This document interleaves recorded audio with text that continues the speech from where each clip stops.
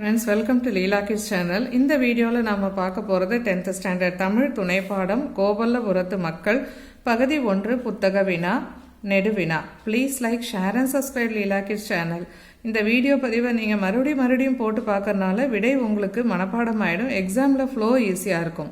All the best for your board exams. நான் கொடுக்கிற videos வந்து ஷார்ட் வீடியோஸாவும் கொடுத்திருக்கேன், முழு வீடியோஸாவும் கொடுத்திருக்கேன். பார்த்து பயன்பெறுங்க. அன்னமையா என்னும் பெயருக்கும் அவரின் செயலுக்கும் உள்ள பொருத்தப்பாட்டினை கோபல்லபுரத்து மக்கள் கதை பகுதி கொண்டு விவரிக்க. முன்னுரை. எழுத்தாளர் கி. ராஜநாராயணன் எழுதிய கதையே கோபல்லபுரத்து மக்கள். கரிசல்காட்டு இலக்கியமாக எழுதப்பட்ட இப்புதினம் விருந்தோம்பலின் சிறப்பை நமக்கு எடுத்து கூறுகிறது.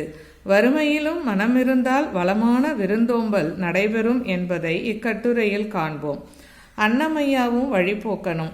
சுப்பையாவின் புன்செயலில் வேலையாட்கள் அருகு எடுத்துக்கொண்டு இருந்தார்கள்.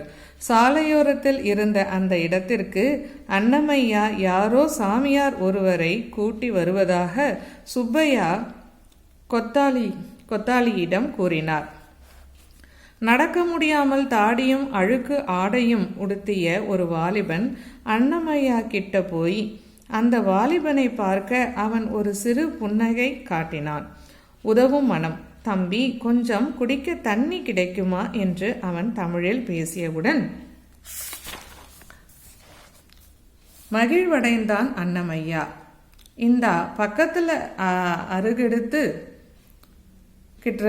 அருகெடுத்துக்கிட்டு இருக்கவங்க கிட்ட நீச்சல் தண்ணி இருக்கும், வாங்கிக்கிட்டு வரட்டுமா என்றான் அன்னமையா. தனது தோளை பிடித்து கொண்டு நடந்து வரும்படி கேட்டபோதும் அவன் சிரிப்போடு மறுத்துவிட்டு தானே மெதுவாக எழுந்து நடக்கலானான். உபசரிப்பு. ஒரு வேப்ப மரத்தின் அடியில் ஏகப்பட்ட மண் தலயங்கள் இருந்தன.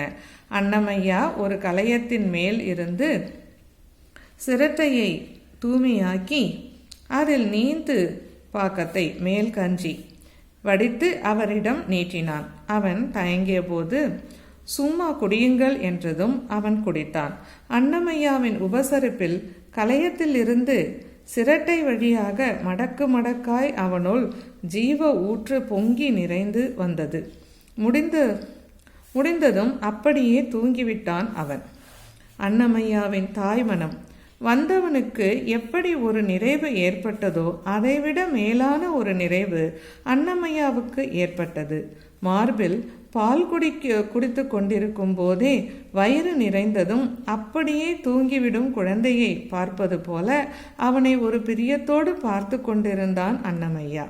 கரிசல்காட்டு விருந்து. அன்னமையாவுடன் வந்த புது ஆளை சுப்பையாவின் வாயில் வேலை செய்பவர்களும் வரவேற்று உபசரித்தார்கள்.